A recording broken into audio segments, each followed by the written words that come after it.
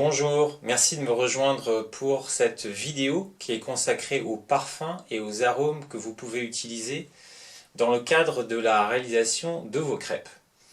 Alors, je ne sais pas si vous avez remarqué, mais lorsque vous regardez les différentes recettes de crêpes qui existent sur Internet, vous noterez qu'il y a peu d'informations sur les arômes que l'on peut utiliser. On va parler très en détail de l'incorporation de la farine, éviter les grumeaux, quelle est la température de cuisson. Mais concernant donc les parfums, c'est quelque chose d'assez light et je pense que ça mérite qu'on s'y penche de manière plus précise. Alors, pour une fois, les particuliers ont une grande avance sur les restaurateurs parce que les particuliers utilisent une très grande variété d'arômes, alors qu'à l'inverse, lorsque vous allez en crêperie, vous ne verrez jamais une crêpe qui aura été parfumée par le restaurant. Alors, à cela, il y a trois raisons. La première, c'est que tous les arômes ne conviennent pas à tous les clients. Donc si vous utilisez de l'eau de fleur d'oranger dans votre restaurant, il se peut très bien que la moitié de vos clients ne trouvent pas vos crêpes bonnes. Ensuite, tous les arômes ne vont pas correspondre à toutes les garnitures que vous allez pouvoir proposer. Et en dernier lieu, il ne faut pas se leurrer, utiliser du Grand Marnier à 30 € le litre, c'est peut-être pas une chose très intéressante pour le restaurateur, qui d'ailleurs n'a jamais éduqué son client avec par exemple une carte, une sélection de différentes pâtes que le client pourrait combiner avec différentes garnitures. Exemple, je vous propose une pâte aromatisée au rhum et en même temps vous pouvez choisir, je vous conseille d'associer ça avec une bonne sauce chocolat maison. Donc ceci n'existant pas, il n'y a pas forcément de demande. Et voilà, un constat simple, c'est que les particuliers le dimanche, lorsqu'ils font leurs crêpes, ont un peu plus d'avance que les restaurateurs. Je vais dès à présent vous attirer votre attention sur trois choses. La première, c'est que je ne parlerai pas de bière ni de cidre. Pour moi, ce ne sont pas des arômes, mais des ingrédients à part entière pour la réalisation des crêpes, avec des recettes qui sont dédiées. La deuxième chose, c'est que les galettes la pâte à galettes n'est jamais aromatisée. Et le troisième point, c'est que les arômes ne se mélangent pas. Donc on ne va pas faire de cocktail avec 50% de rhum et 50% de vanille. Voilà, ça ne marche pas, c'est l'un ou l'autre. On a grosso modo deux grandes familles de parfums que l'on peut utiliser pour réaliser des pâtes à crêpes. La première de ces familles est la famille des parfums sans alcool, et la deuxième famille est la partie alcoolisée. Concernant les parfums sans alcool, on a bien entendu, c'est ce qui va venir spontanément à l'esprit, la vanille. Alors je vous conseille de prendre de l'extrait naturel de vanille et non pas des arômes artificiels de vanille. On va également utiliser assez fréquemment l'eau de fleur d'oranger et également les différents sirops qui plaisent aux enfants. Il y a beaucoup de recettes que l'on voit circuler avec du sirop de grenadine ou bien du sirop de menthe.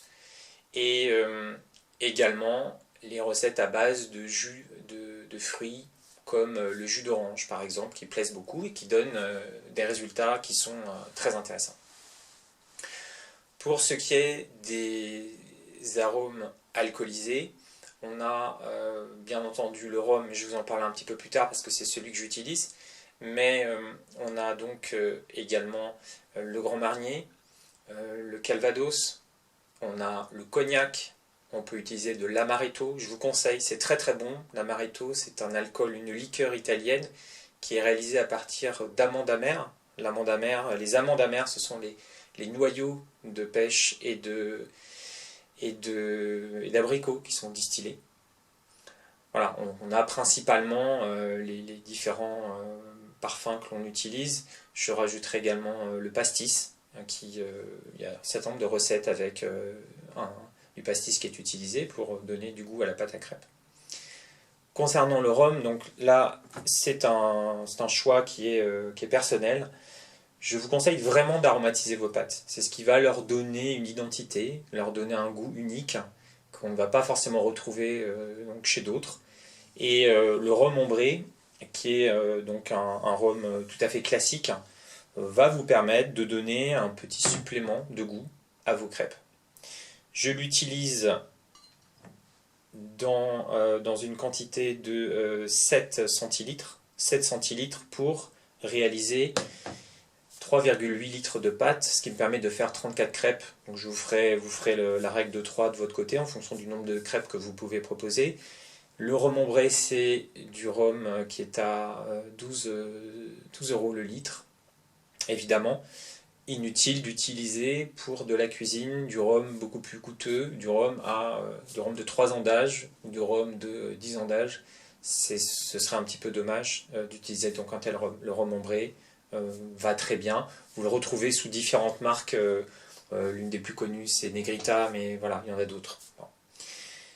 Ce parfum est, comme on l'a bien compris, à base d'alcool.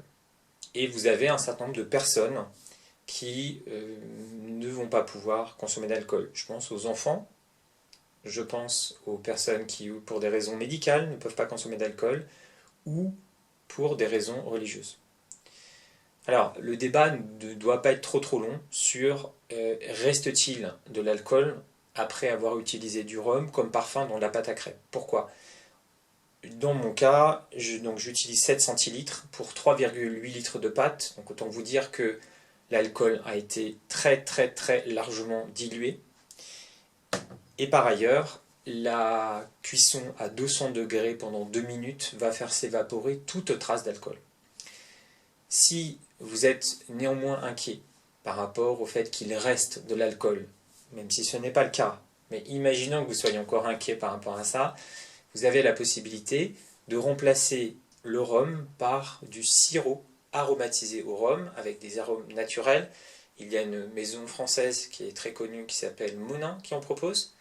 C'est une distillerie qui existe depuis 1912 à Bourges.